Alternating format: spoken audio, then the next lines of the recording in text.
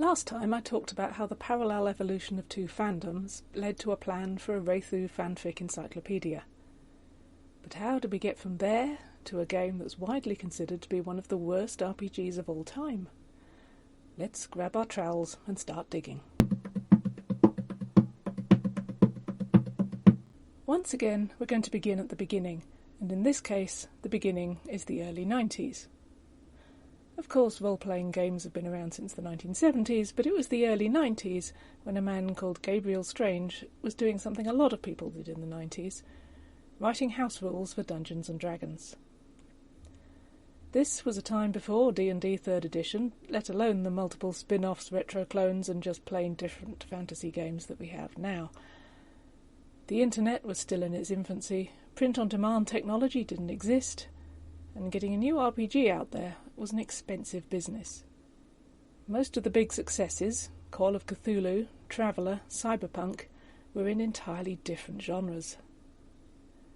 But that never stopped people writing. People wrote and expanded their D&D house rules until they ended up with effectively new games. Some even went on to self-publish them. An expensive business that involved paying for a substantial print run and then desperately attempting to market it to the point where you made back the cost of printing. This happened enough times in the 1990s that there's a name for them.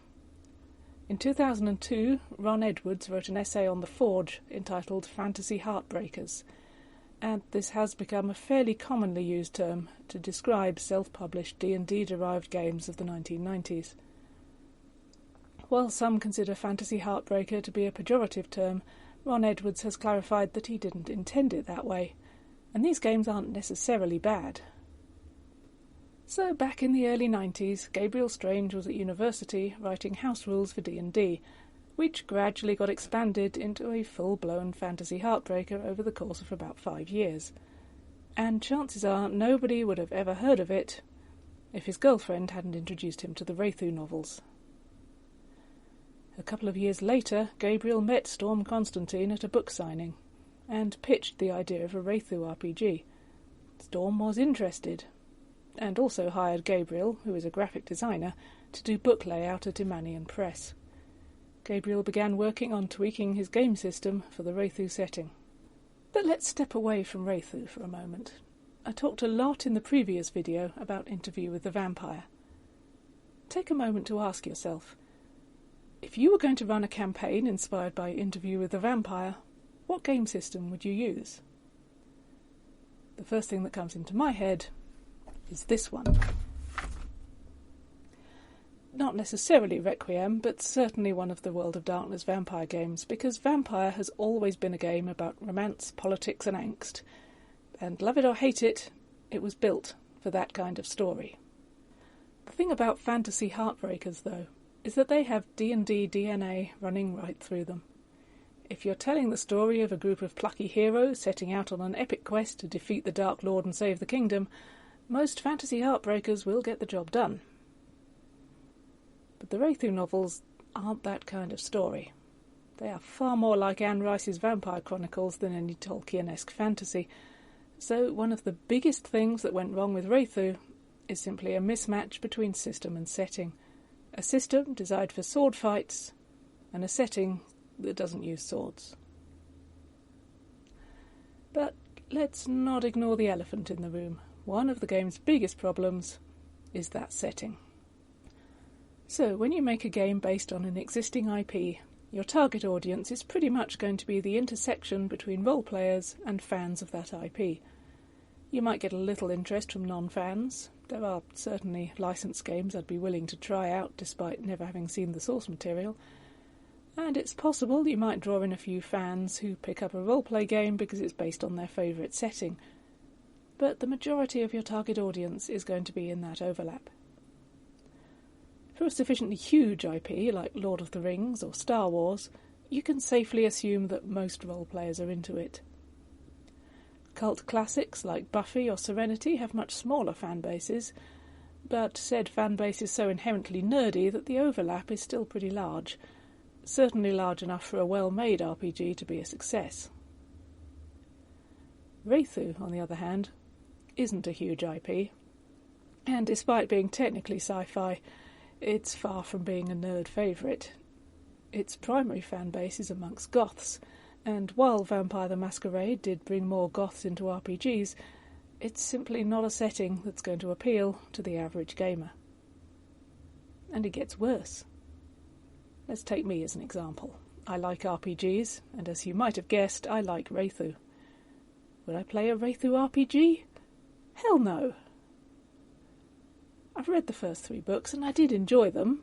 However, while at gothier points in my life I might have put up posters of Brad Pitt and Tom Cruise while fantasising about being a vampire, at no point has being a Wraeththu held the slightest appeal.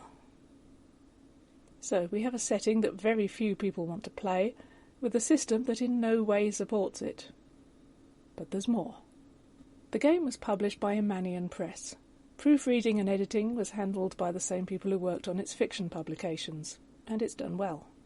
Interior art is primarily by Bruce Wells, and while art is very much a subjective area, he certainly captured the androgyny of the Wraeththu in his drawings.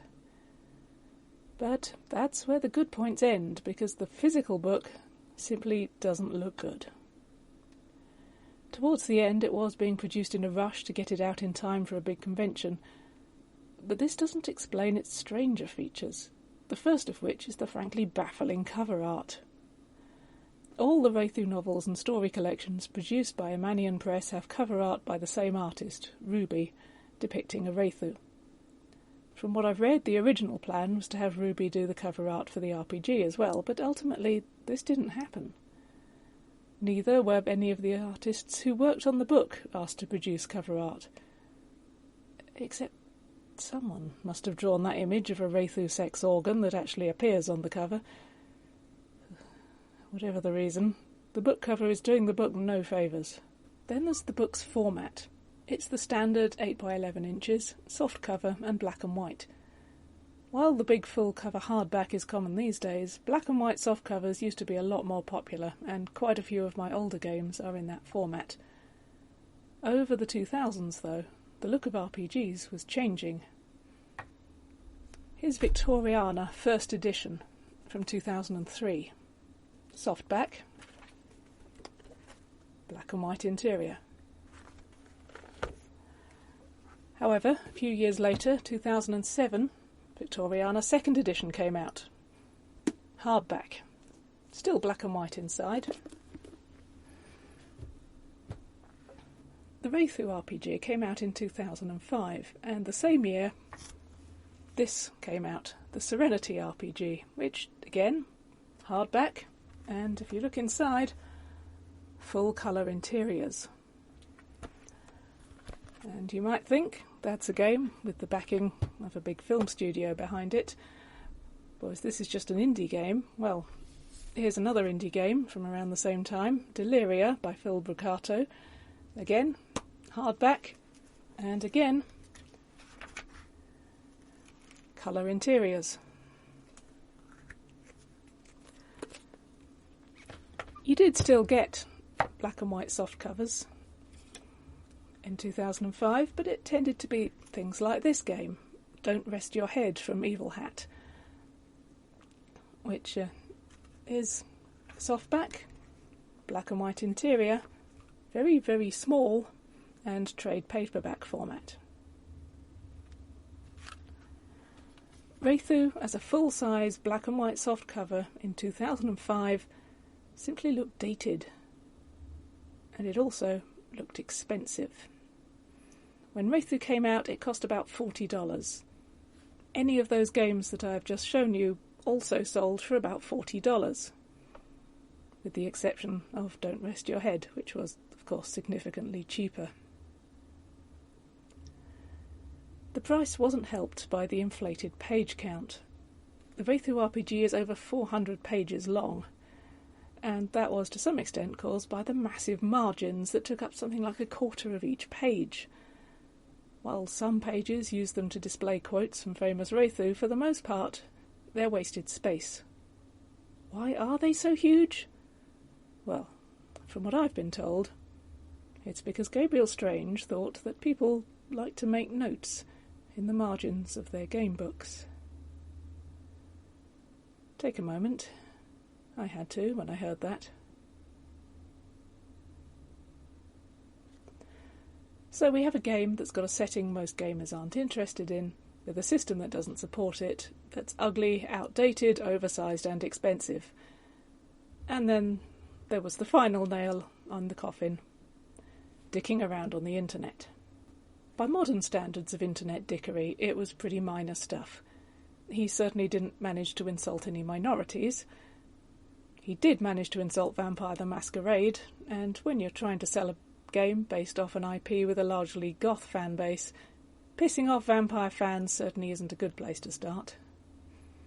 He also took a rather cavalier attitude towards spelling and grammar, and when called on it by people sick of trying to read his posts, he responded, "To be honest, my personal traffic is usually badly put together and sloppy. I never bother rereading what I have done. As I say to many people, why should I waste time editing and double-checking personal posts when I can use that time better to do other things?" This did nothing to endear him to the users of RPG.net. Combined with his failure to answer questions, and the realization that the system he was claiming to be innovative was just another fantasy heartbreaker, all he succeeded in doing was evaporating any goodwill people might have been willing to extend to a new publisher with an unconventional game. When the game launched in 2005, it was to almost universally negative reviews. The only place where I've managed to find anyone saying anything good about it is in the Amazon reviews. There you'll find a few people who bought it and enjoyed it, not as a role-playing game, but as a Wraeththu fanfic encyclopedia. And that's where we'll leave it for now. But having gone to the trouble of digging up this game, it seems a waste not to attempt a little necromancy. Come back for part 3, where I'll see if it's possible to raise Wraeththu from the dead.